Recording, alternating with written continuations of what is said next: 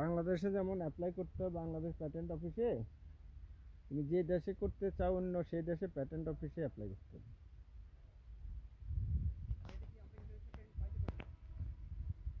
দেখ, অনেক কষ্ট, এই খরচ টাকা কে দিবে? যদি তুমি টাকা বের করতে পারো তাহলে ড্রাই ফিশের এটা শুটকির ইয়েটা করতে পারবো, প্রিজারভেটিভটা।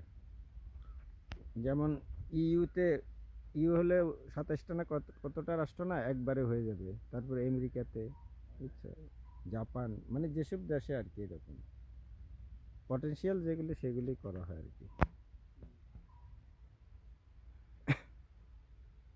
দেখা যাক, যদি এটা ইয়া হয় তখন তুমি ইয়া করতে পারো। তখন ওই যে নেক্সট টাইম ইয়ে দিয়ে প্যাটেন্টের টাকা ধরতে হবে, বুঝছো।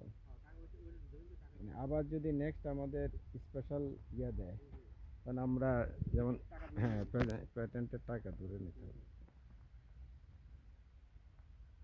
তাহলে এখন খরচ একবার মিনিমাম হয়ে গেছে শেষ। আর যে অয়েল দুটো দিচ্ছে আপনি তো বুঝছেন তো, এটা একেবারে অ্যাভেলেবল, সব জায়গায় পাওয়া যায়। আর পার্সেন্টেজ হচ্ছে গিয়ে প্রচুর এটা। হ্যাঁ, এই জন্য এখনো যে বললাম না, ওটা থেকে ওই যে ইয়াতে যাবো আর কি, মেজর ইয়াতে যাবো, বুঝছো, তাহলে পার্সেন্টেজ এখন অনেক কম।